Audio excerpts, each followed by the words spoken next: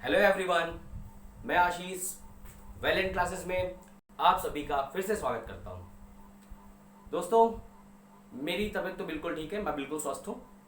आशा करता हूं आप सभी भी स्वस्थ होंगे। तो देखिए दोस्तों, लास्ट लेक्चर में हमने कोऑर्डिनेट ज्योमेट्री के बारे में कुछ इंट्रोडक्शन पार्ट देखा था, यानी कि कोऑर्डिनेट ज्योमेट्री से संबंधित हमने 4 सेगमेंट्स यानी कि 4 क्वाड्रेंट्स की स्टडी की थी, 2 म्यूचुअली परपेंडिकुलर एक्सेस की स्टडी की थी।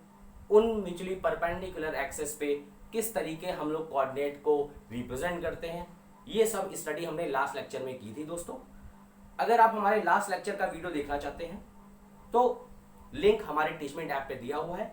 आप उस टीचमेंट ऐप पे जाके हमारे लिंक पे इंटर करके आप हमारे वीडियोस को देख सकते हैं। तो दोस्तों, कोऑर्डिनेट ज्योमेट्री का जो इंट्रोडक्शन पार्ट था उसके एंड में हमने आपको कुछ टॉपिक्स के बारे में बताया था, जैसे कि distance, section formula, mid point and so on. उन टॉपिक्स में से जो सबसे पहला टॉपिक है दोस्तों, डिस्टेंस बिटवीन 2 पॉइंट्स, वो मैं इस लेक्चर में स्टार्ट करने जा रहा हूं। तो देखिए दोस्तों, स्टार्ट करते हैं। टॉपिक का जो दोस्तों आपका नाम होगा वो है डिस्टेंस बिटवीन 2 गिवन पॉइंट्स।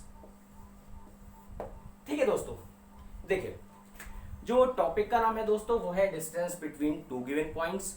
अब एग्जाम में आपके प्रश्न किस तरीके से पूछे जाएंगे डिस्टेंस बिटवीन 2 गिवन पॉइंट्स पे, वो देखिए कैसे पूछा जाएगा। एग्जाम में प्रश्न कुछ इस तरीके से होगा दोस्तों कि फाइंड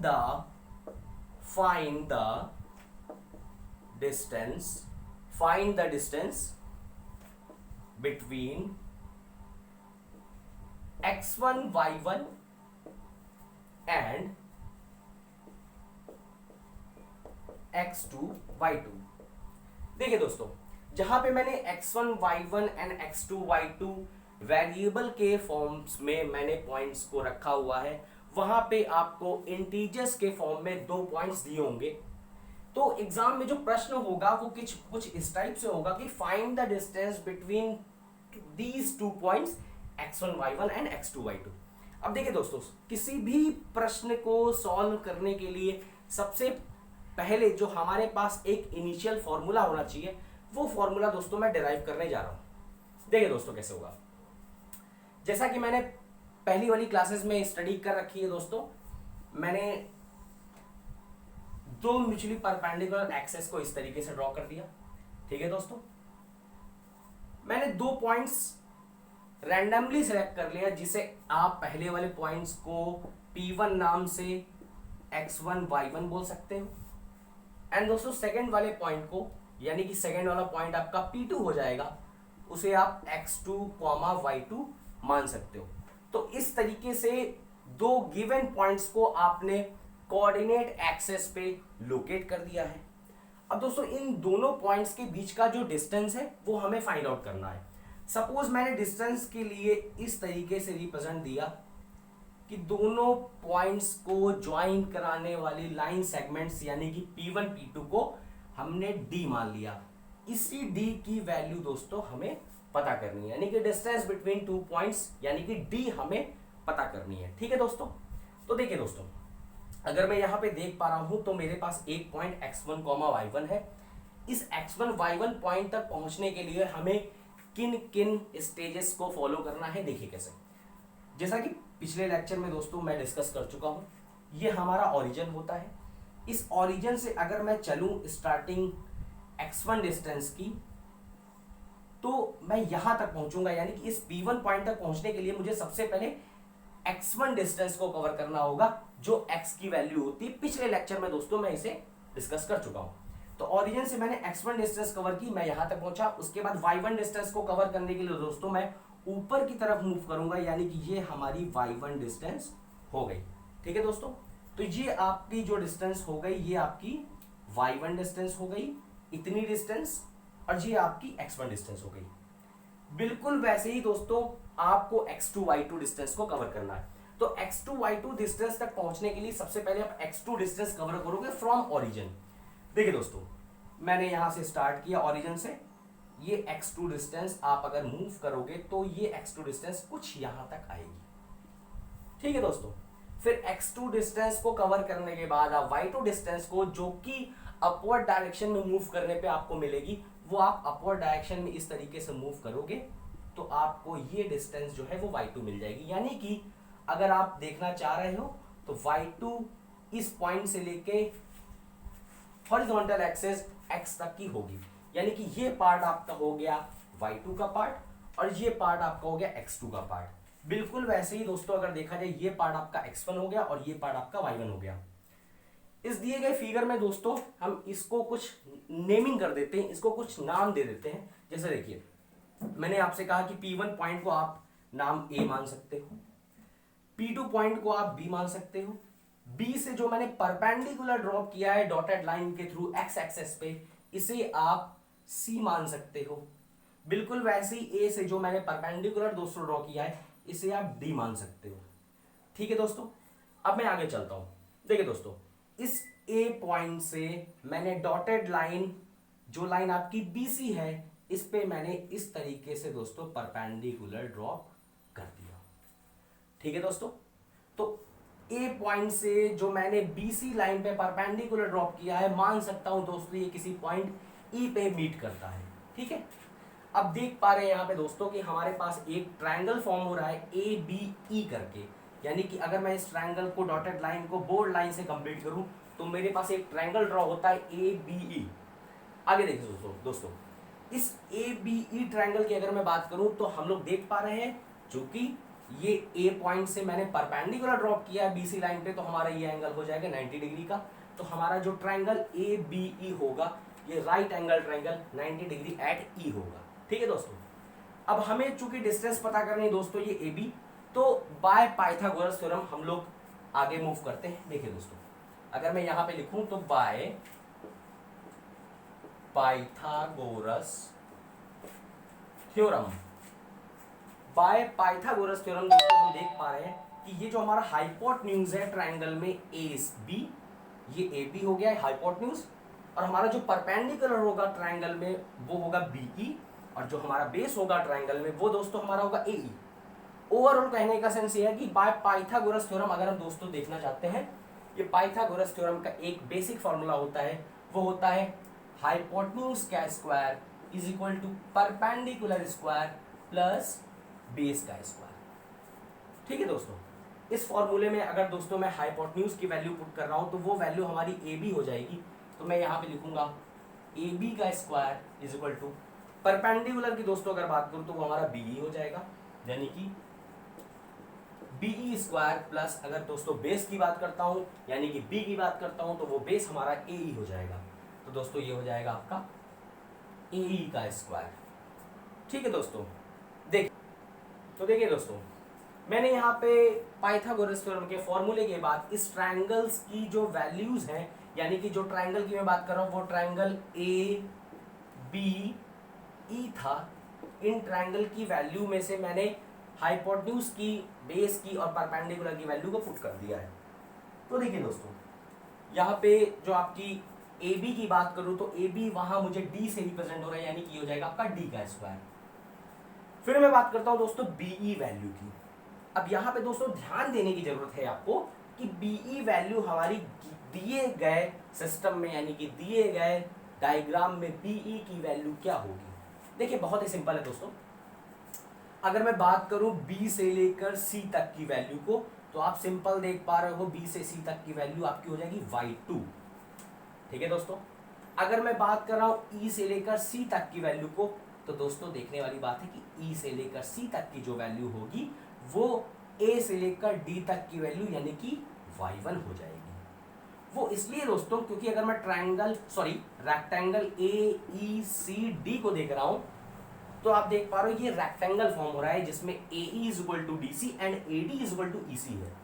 ठीक है दोस्तों, तो जो AD की वैल्यू होगी वो आपकी y1 हो जाएगी, यानी कि EC इज इक्वल टू हो जाएगा y1, ये EC इज इक्वल टू दोस्तों हो जाएगा आपका y1, और जो BC इज इक्वल टू हो जाएगा वो आपका y2 हो जाएगा। तो अगर दोस्तों BE की वैल्यू आपको चाहिए, तो आप BC में से EC को माइनस कर दीजिए, यानी कि y2 में से अगर दोस्तों आप y1 को माइनस करते हैं तो वो आपकी बीई की वैल्यू मिल जाएगी। ओवरऑल कहने का सेंस है तो आप लिखोगे यहाँ पे y2 माइनस y1, क्योंकि स्क्वायर लगा हुआ है तो दोस्तों यहाँ पे मैंने होल स्क्वायर का फॉर्मूला लगा दिया।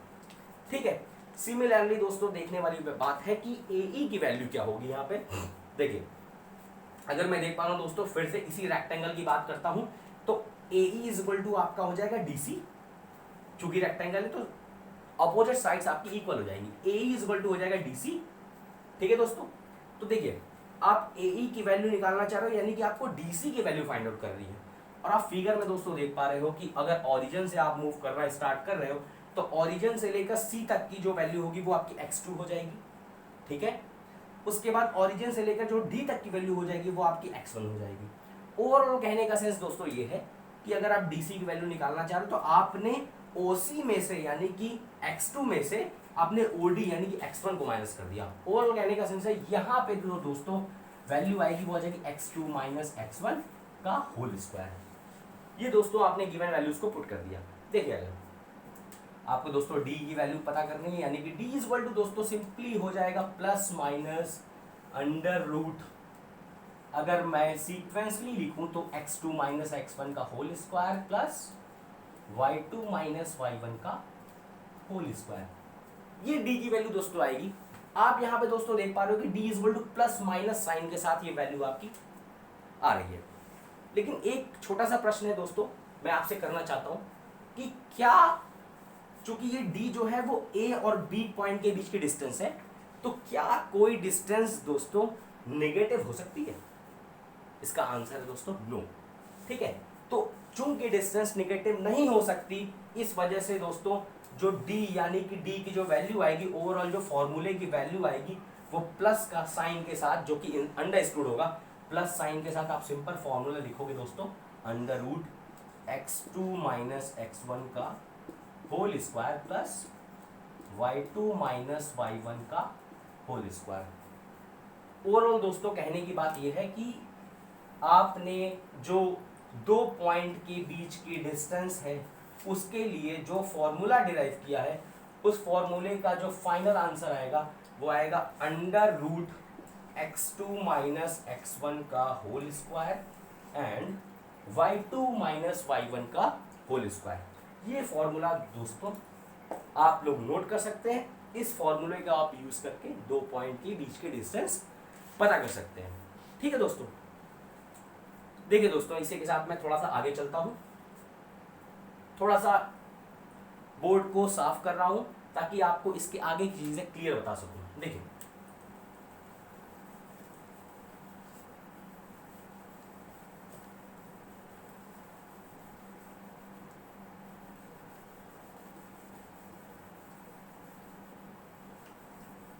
तो देखिए दोस्तों, जैसा कि अभी मैंने दोस्तों फॉर्मूला लिखा हुआ था D is equal to under root x2 minus x1 का whole square plus y2 minus y1 का होल स्क्वायर। ये आपका फॉर्मूला दो पॉइंट के बीच का डिस्टेंस का था। अब देखिए दोस्तों, कभी कभी एग्जाम में प्रश्न कुछ ऐसा पूछा जाता है कि दो पॉइंट के बीच के डिस्टेंस तो ठीक है, लेकिन उसमें से एक पॉइंट जो दिया होता है वो ओरिजिन दिया होता है। तो दोस्तों बहुत ही सिंपल है कि अगर आपको डिस्टेंस ओरिजिन से निकालनी है किसी भी गिवन पॉइंट्स की, यानी कि आपको निकालनी है distance from origin to given points हो जाएगा आपका x1 y1। तो दोस्तों ये फॉर्मूला किस तरीके से रिड्यूस होकर दूसरे फॉर्मूला में कन्वर्ट हो जाता है, देखिए मैं बात आपको बताता हूं। सिंपल है दोस्तों, अगर मैं आपसे पूछूं ओरिजिन, तो ओरिजिन की भी अपनी कुछ वैल्यू होती है जो कि आपकी 0,0 होती है। ये मैं पिछले लेक्चर में आपको डिस्कस कर चुका हूं। तो देखिए दोस्तों, आपको ओवरऑल कहने का सेंस ये है कि आपको distance from 0,0 to x1 y1 पता करनी है। यानी कि अगर फॉर्मूले में आप वैल्यूज को पुट करना स्टार्ट करोगे तो आप लिखोगे D is equal to under root, ठीक है, x2 की वैल्यू दोस्तों अगर देख रहे हो आप तो वो 0 है, x1 की वैल्यू अगर आप देख रहे हो तो वो आपकी x1 हो जाएगी, y2 की वैल्यू आपकी जो हो जाएगी वो 0 और y1 की वैल्यू जो आपकी y1 he as it is हो जाएगी। ओवरऑल दोस्तों कहने का सेंस ये है कि जहां पे x2 लिखा हुआ है, इस 0,0 को आप x2, y2 मान सकते हो। तो ये आपकी जो वैल्यू हो गई वो x2 की, ये वैल्यू जो आपकी हो गई वो y2 की, यानी कि x2 की वैल्यू की जगह आप लिखोगे 0 माइनस x1 की जगह x1 ही, x1 का होल स्क्वायर प्लस y2 की जगह दोस्तों आप लिखोगे 0 यानी कि 0 माइनस y1 की जगह आप y1 ही लिखोगे यानी कि y1 का होल स्क्वायर। अब देखिए दोस्तों इसको सॉल्व करते हैं। 0 माइनस x1 की वैल्यू बच्चों माइनस x1 ही हो जाएगी, प्लस 0 माइनस y1 की वैल्यू माइनस y1 ही हो जाएगी, स्क्वायर आपने कर दिया। अब देखिए दोस्तों d is equal to under root, हम लोग देख पा रहे हैं दोस्तों यहाँ पे बाहर स्क्वायर लगा हुआ है, तो माइनस का भी अगर आप स्क्वायर करते हो तो वो ऑटोमेटिकली प्लस ही हो जाता है, यानी कि आपका माइनस x1 का स्क्वायर जो आएगा वो आएगा x1 का स्क्वायर प्लस के साथ, और जो माइनस y1 का स्क्वायर होगा वो आएगा y1 का स्क्वायर, ये भी प्लस के साथ। तो दोस्तों ओवरऑल जो फॉर्मूला आपका बनेगा वो फॉर्मूला बन जाएगा, अगर आपको एग्जाम में प्रश्न पूछा गया है कि find the distance between two points in which one point is given as origin and second point is x1 y1, तो दोस्तों इस फॉर्मूले को सिंपल आप यूज करके x1 y1 की स्क्वायर करके उनको ऐड करके उनका स्क्वायर रूट निकाल के आप आंसर निकाल सकते हो। ठीक है दोस्तों, आपको 0,0 की कोई आवश्यकता नहीं है इस फॉर्मूले में, सीधा आपने x1 y1 की वैल्यू पुट की और आंसर आपका आ गया। ठीक है दोस्तों, तो मैंने आपको दो चीजें बताई, जब आपको दो point x1 y1 and x2 y2 दिया हो तब उनके बीच का डिस्टेंस निकालना है, that is under root x2 minus x1 का whole square plus y2 minus y1 का होल स्क्वायर।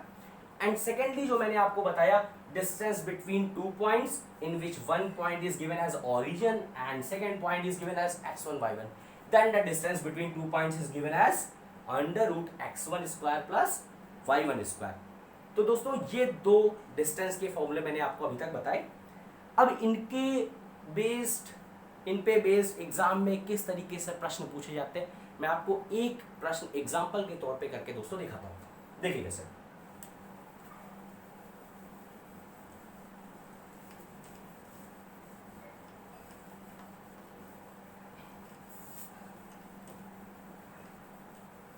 तो देखिए दोस्तों, मान लीजिए दोस्तों एग्जाम में आपके एग्जाम में कोई एक इस तरीके का प्रश्न पूछा गया कि प्रश्न कुछ ऐसा है, फाइंड द डिस्टेंस फ्रॉम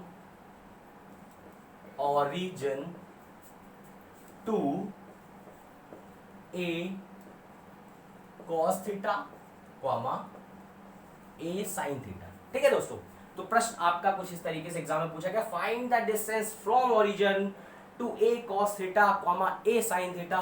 दोस्तों हम लोग यहाँ पे देख पा रहे हैं, अभी थोड़ी देर पहले इसी टाइप का एक प्रश्न पूछा गया था, तो उस प्रश्न में ओरिजिन की डिस्टेंस x1 y1 पॉइंट से पूछी गई थी, तो हमारे दिमाग में ये स्ट्राइक करना चाहिए दोस्तों कि ओरिजिन की जो वैल्यू होगी वो होगी 0,0।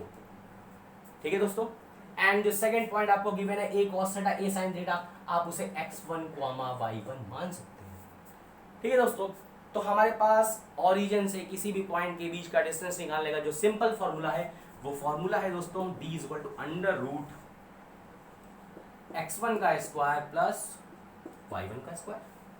ठीक है दोस्तों, अब देखिए यहाँ पे d is equal to under root x1 की जगह दोस्तों आपको मिल रहा है a cos थीटा, यानी कि आपने यहाँ लिख लिया a cos थीटा का होल स्क्वायर प्लस y1 की जगह दोस्तों यहाँ पे आपको मिल रहा है a sin थीटा, यानी कि आपने सिंपल यहाँ पे लिखा a sin थीटा का होल स्क्वायर। ठीक है दोस्तों, देखिए सॉल्व करते हैं, आगे की तरफ बढ़ते हैं। d is equal to under root, आप a cos थीटा जब ब्रैकेट को ओपन करोगे तो इसके अंदर दो चीजें दी रखी, यानी कि दो नंबर्स दिए, एक a एक cos थीटा।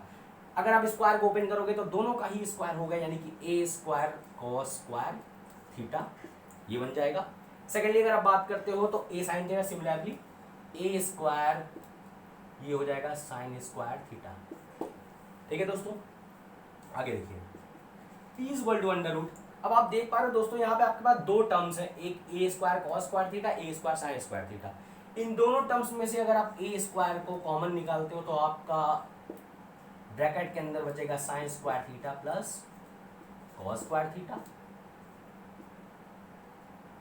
ठीक है दोस्तों, देखिए अब आप देख पा रहे हो कि ब्रैकेट के अंदर ए स्क्वायर और एक ब्रैकेट में sign square theta plus cos square theta है।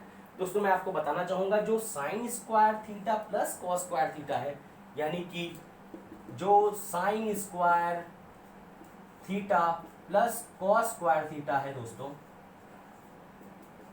ये ट्रिग्नोमेट्री की एक आइडेंटिटी है। जब मैं नेक्स्ट लेक्चर में आपको ट्रिग्नोमेट्री डिस्कस करूंगा तब आपको बताऊंगा। अभी के लिए आप sign square theta plus cos square theta की वैल्यू 1 ले सकते हो दोस्तों। तो यहाँ पे आप d equal to sine square theta plus cos square theta की जगह 1 रखते हो, तो ए स्क्वायर बचेगा, यानी कि A square into 1 equal to A square हो जाएगा। आंसर दोस्तों जो आएगा अंडर रूट ए स्क्वायर की जो वैल्यू होगी वो सिंपली ए हो जाएगी। आंसर आपका आएगा ए। ये आपका दोस्तों आंसर हो जाएगा। ओवरऑल कहने का मतलब ये है कि अगर distance between two points in which one point is origin and second is a cos theta a sine theta, then answer आएगा दोनों पॉइंट्स के बीच के डिस्टेंस का ए। ठीक है दोस्तों, इसी के साथ दोस्तों आपका जो एक सिंगल फॉर्मूला था डिस्टेंस बिटवीन टू पॉइंट्स वो समाप्त होता है। नेक्स्ट फॉर्मूले की तरफ हम बढ़ते हैं दोस्तों। देखिए किस तरीके से नेक्स्ट फॉर्मूला आपको मैंने बताया था। देखिए दोस्तों,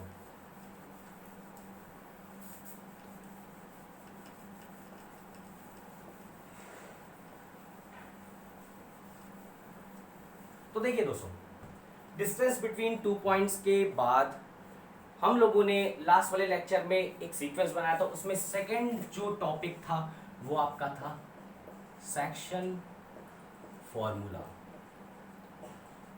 सेक्शन फॉर्मूला, ठीक है दोस्तों। तो जो सेक्शन फॉर्मूला टॉपिक है दोस्तों, इस टॉपिक को हम लोग डिस्कस करते हैं आगे की तरफ। देखिए कैसे, ये दोस्तों मैंने दो एक्सेस बना दी। एग्जाम में किस तरीके से प्रश्न पूछे जाते हैं, देखिए दोस्तों प्रश्न के तौर पे मैं एक आपको डेमो देने की कोशिश कर रहा हूं। क्वेश्चन कुछ इस तरीके से रहेगा कि find the point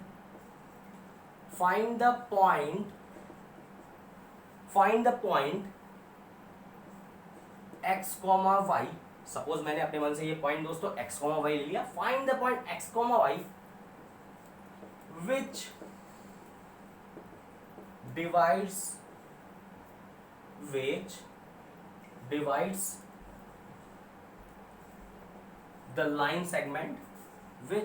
divides the line segment joining two points x1, y1 and x2, y2 in the ratio m1 and m2। तो देखिए दोस्तों प्रश्न आपका क्या होगा। प्रश्न कुछ इस तरीके से दोस्तों एग्जाम में पूछा जाएगा कि find the point x, y which divides the line segment joining two points x1, y1 and x2, y2 in the ratio m1 and m2। दोस्तों इसका मतलब ये है कि एक पॉइंट है जिसकी वैल्यू आपको पता करनी है। वो पॉइंट इन दोनों पॉइंट्स को ज्वाइन कराने वाली लाइन सेगमेंट को m1 m2 के रेशियो में डिवाइड करता है। तो देखिए दोस्तों आपके दिमाग में जो सबसे पहला प्रश्न दोस्तों आ रहा होगा कि इस प्रश्न का फिगर किस तरीके से ड्रॉ होगा। देखिए बहुत ही सिंपल है दोस्तों कि किसी भी क्वेश्चन को आप इजीली सॉल्व कर सकते हो तभी जब आपके माइंड में किसी भी प्रश्न का एग्जैक्ट फिगर बन रहा हो। तो अब देखिए दोस्तों इस क्वेश्चन का फिगर किस तरीके से आप बना सकते हो, मैं यहाँ पे आपको फिगर ड्रॉ करने जा रहा हूँ। देखिए जैसे कि मान लीजिए दोस्तों ये दो एक्सेस हैं, चूंकि हम लोग कोऑर्डिनेट ज्योमेट्री पढ़ रहे हैं दोस्तों, तो इन दोनों एक्सेस की हमें बार बार जरूरत पड़ेगी। कुछ दो पॉइंट्स आपको x1, y1 और x2, y2 दिए हुए हैं। इन दोनों पॉइंट्स को सबसे पहले हम लोग अपने प्लेन पे यानी कि कार्टेशियन प्लेन पे रिप्रेजेंट करते हैं। देखिए कैसे, मान लीजिए दोस्तों मैंने बोला कि P1 जो पॉइंट है वो आपका हो गया x1, y1, ठीक है दोस्तों। उसके बाद में बात करता हूं P2 पॉइंट की, वो P2 पॉइंट यहां कहीं हो गया, इसकी वैल्यू आपकी हो गई x2, y2, ठीक है दोस्तों। आगे देखिए, इन दोनों पॉइंट्स को ज्वाइन कराने वाली लाइन सेगमेंट को मैंने कुछ इस तरीके से बना लिया, ठीक। ये एक लाइन सेगमेंट है P1 P2 के बीच की। प्रश्न ये बोला जा रहा है कि x, y डिवाइड कर रहा है, ज्वाइन कर रहा है लाइन सेगमेंट को m1 m2 के रेशियो में। अब ऑब्वियस सी बात है दोस्तों कि इस P1 P2 पॉइंट को ये x, y पॉइंट डिवाइड कर रहा है दो रेशियो में, यानी कि प्रश्न देखने से कुछ ऐसा लग रहा है कि ये पॉइंट इन लाइन सेगमेंट के बीच में कहीं लाई करेगा। बीच में इन द सेंस कि यहाँ भी, यहाँ भी, यहाँ भी, यहाँ, यानी कि इन लाइन सेगमेंट पे कहीं भी लाई कर सकता है। मैंने सपोज दोस्तों मान लिया कि ये पॉइंट आपका जो x, y है वो यहाँ लाई कर रहा है। दोस्तों देखिए, पॉसिबिलिटी बहुत सी हो सकती है। हो सकता है ये पॉइंट बीच में भी कहीं लाई करता हो सकता है ये पॉइंट कहीं और लाई करता हो, लेकिन इन जनरल मैंने इस पॉइंट x, y को कहीं बीच में लाई करा दिया है, ठीक है दोस्तों। तो देखिए, जैसा मैं देख पा रहा हूं कि इस लाइन सेगमेंट को दो पार्ट m1 m2 में डिवाइड कर रहा है, यानी कि अगर देखा जाए तो P1 से लेकर दोस्तों, डायग्राम कुछ इस तरीके होगा, P1 से लेकर इस पॉइंट की वैल्यू, इस पॉइंट को अगर मैं O मान लूं तो P1 से लेकर O तक की वैल्यू आपकी दोस्तों m1 हो जाएगी, और O से लेकर P2 की वैल्यू जो दोस्तों होगी वो आपकी m2 हो जाएगी, ठीक है दोस्तों।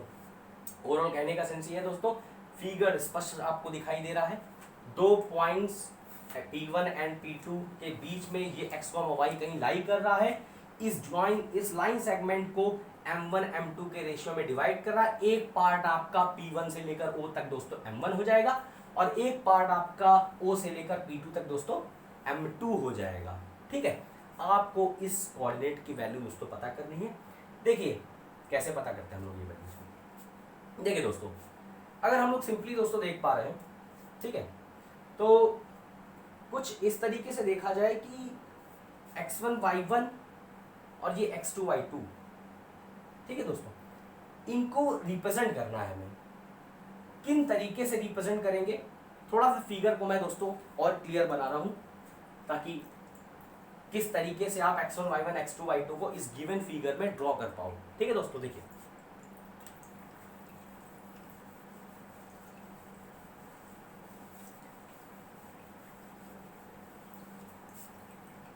देखिए दोस्तों, ये हमारी एक्सेस होगी। मैंने एक यहाँ पे आपका जो P1 पॉइंट था उसको x1 y1 यहाँ बना दिया है, और दूसरा जो आपका पॉइंट P2 था, थोड़ा सा मार्जिन लेके मैंने इस पॉइंट को P2 को x2, y2 यहाँ पे बना दिया है। ज्वाइन कराने वाली लाइन सेगमेंट को दोस्तों मैंने ये बना दिया है। ये suppose P1 point P2 point यहाँ हो गया है। जो पॉइंट आप x2 y2 निकालने वाले थे दोस्तों, ये O यहाँ हो गया। P1 से लेकर O तक की वैल्यू दोस्तों m1 हो गई, और O से लेकर P2 तक की वैल्यू आपकी m2 हो गई, ठीक है दोस्तों। किस तरीके से आप रिप्रेजेंट करो, देखिए फिर से दोस्तों वैसे ही कुछ स्ट्रक्चर जो हमने डिस्टेंस फॉर्मूला में यूज किया था, यहां से यानी कि ओरिजिन से लेकर यहां तक की वैल्यू आपकी x1 हो जाएगी। उसके बाद ऊपर की जो वैल्यू यहां तक आप जाओगे डिस्टेंस, वह y1 कवर करोगे, वो y1 हो जाएगी, ठीक है दोस्तों। अगेन मैं बात करता हूं x2 y2 वाले पॉइंट की। आप ओरिजिन से मूव करोगे, कुछ यहां तक परपेंडिकुलर अगर ड्रॉप करते हो यहां से, तो इस परपेंडिकुलर तक की वैल्यू आपकी x2 हो जाएगी। अगेन दोस्तों P2 से परपेंडिकुलर जो आपने बेस पे यानी कि हॉरिजॉन्टल एक्सिस x पे ड्रॉ किया है वो आपकी y2 हो जाएगी, ठीक है दोस्तों। अब देखिए रिप्रेजेंटेशन इन पॉइंट्स का तो हो गया दोस्तों।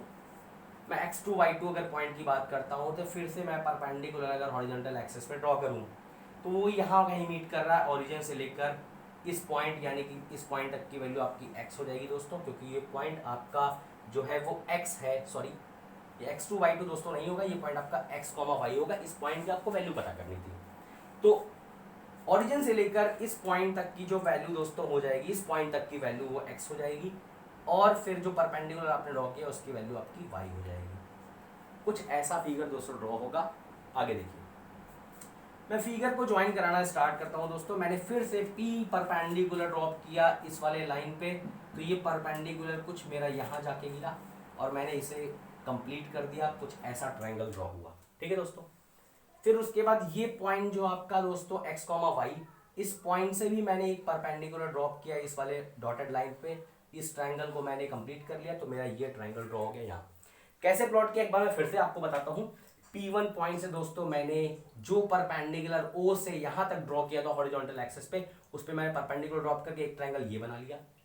फिर मैं O पॉइंट से परपेंडिकुलर P2 वाली से परपेंडिकुलर जो ड्रॉप किया था उसको कवर करके एक परपेंडिकुलर यहाँ ये ट्रायंगल दोस्तों बना लिया।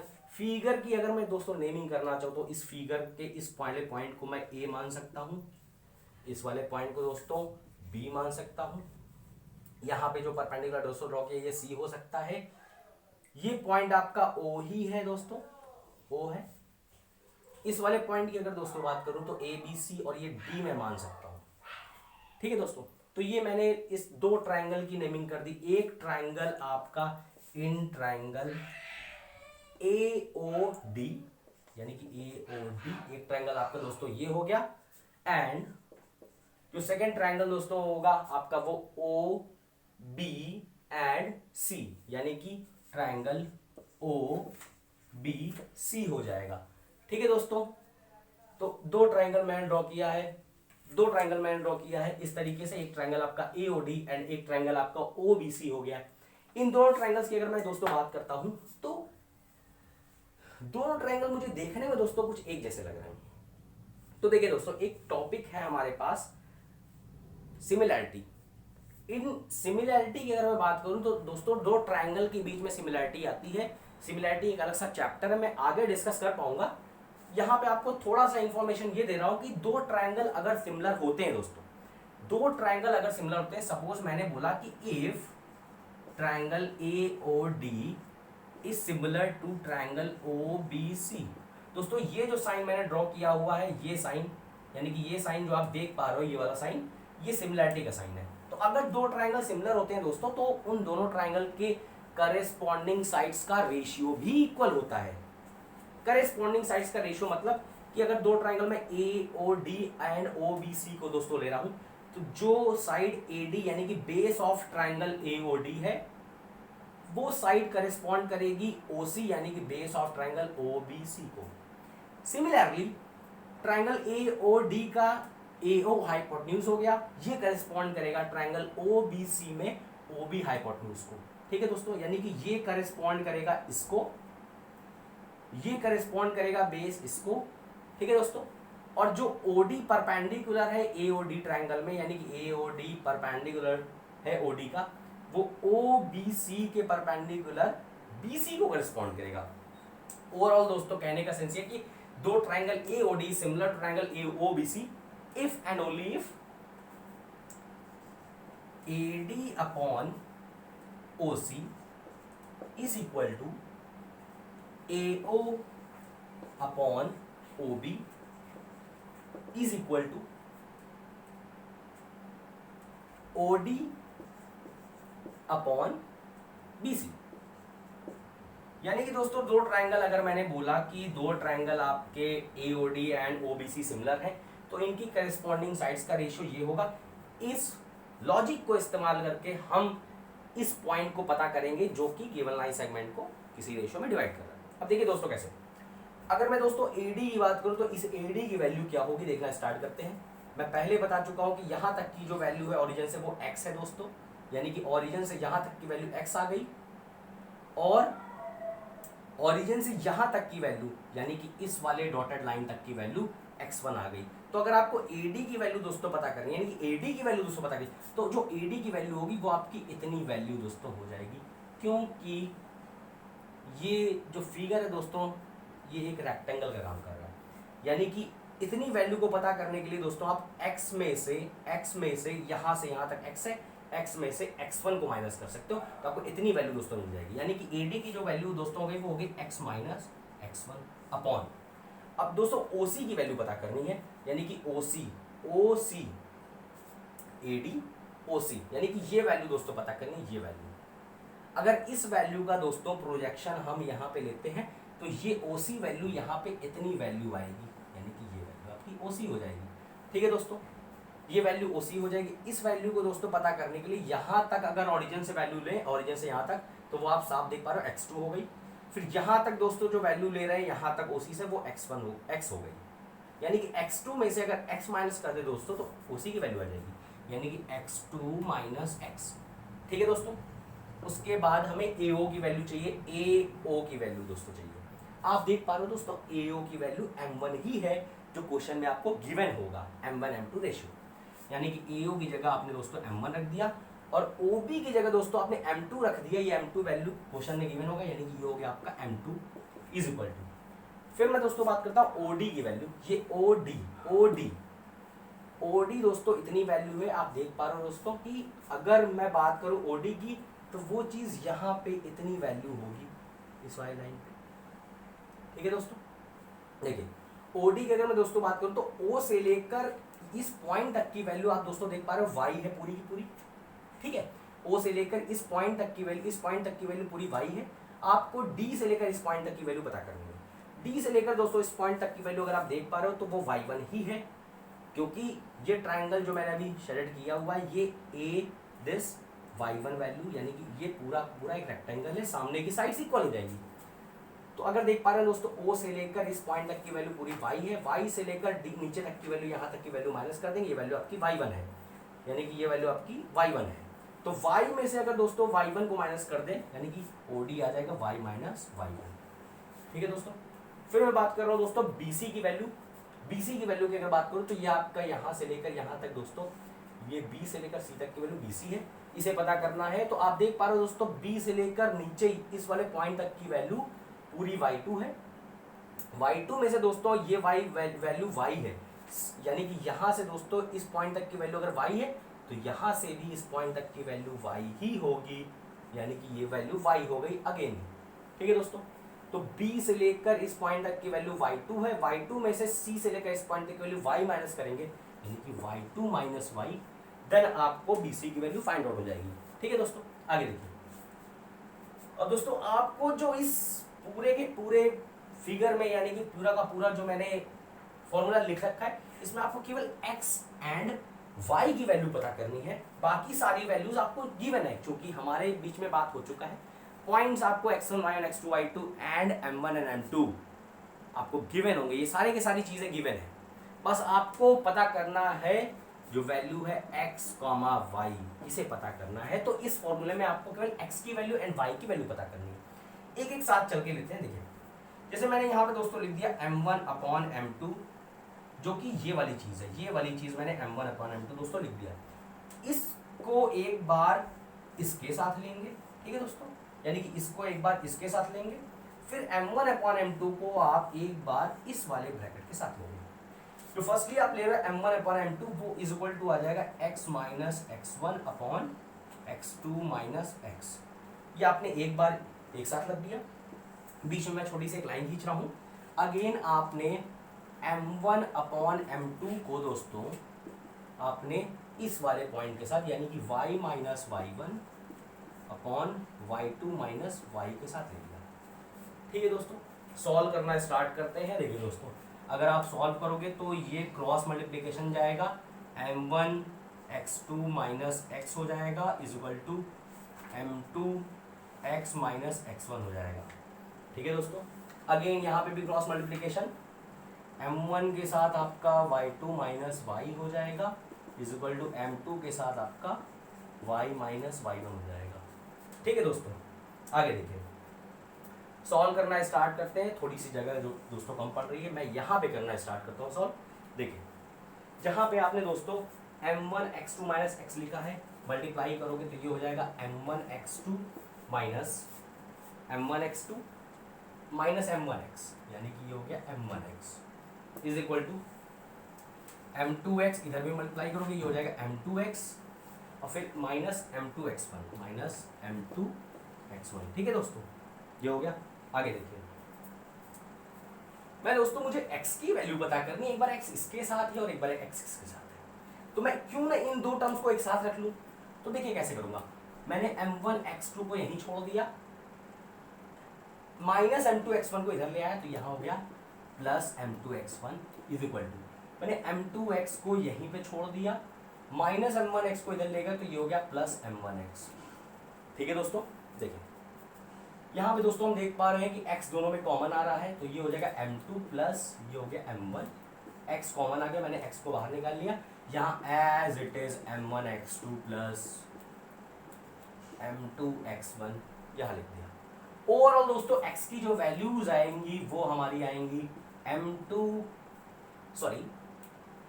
m1, ये m1 है, m1x2 plus m2x1 upon m1 plus m2, ये वैल्यू दोस्तों आपकी x की आएगी।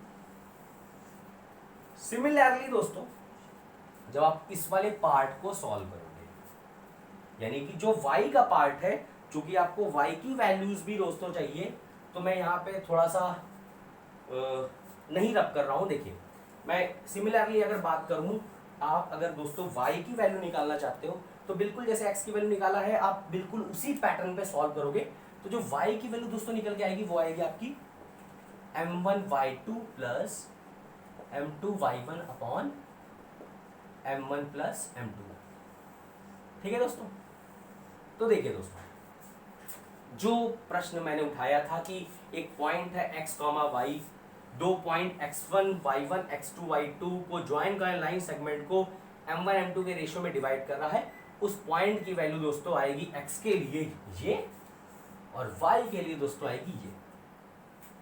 ठीक है दोस्तों, तो इस तरीके से आप डिविजनल पॉइंट x, y निकाल सकते हो। दोस्तों ये जो मैंने आपको डिवीजन बताया है, इसके बाद इस डिवीजन में थोड़ा सा टॉपिक बचा हुआ है, उसके बाद एक प्रश्न है, एग्जाम्पल के तौर पे मैं एक प्रश्न कराऊंगा, तो टाइम थोड़ा सा ज़्यादा होने की वजह से दोस्तों मैं अपने इस लेक्चर को यहीं पे समाप्त करता हूँ। ठीक है दोस्तों, अगर आपको दोस्तों वीडियो पसंद आया हो तो हमारे वीडियो को डिस्क्रिप्शन बॉक्स पे जाके आप ऑनलाइन स्टडी के लिए या फिर डाउट सेशन के लिए लॉग इन कर सकते हैं। वीडियो को लाइक एंड ज़्यादा से ज़्यादा दोस्तों शेयर करिए। ठीक है दोस्तों, तो नेक्स्ट टर्न पे अगर आप इस वीडियो को समझ गए होंगे, जो थोड़ी सी चीज़ें बची हुई है डाउट में, वो नेक्स्ट लेक्चर पे हम लोग दोस्तों कराएंगे। मैं यहाँ से दोस्तों इस वीडियो को समाप्त करता हूँ। धन्यवाद।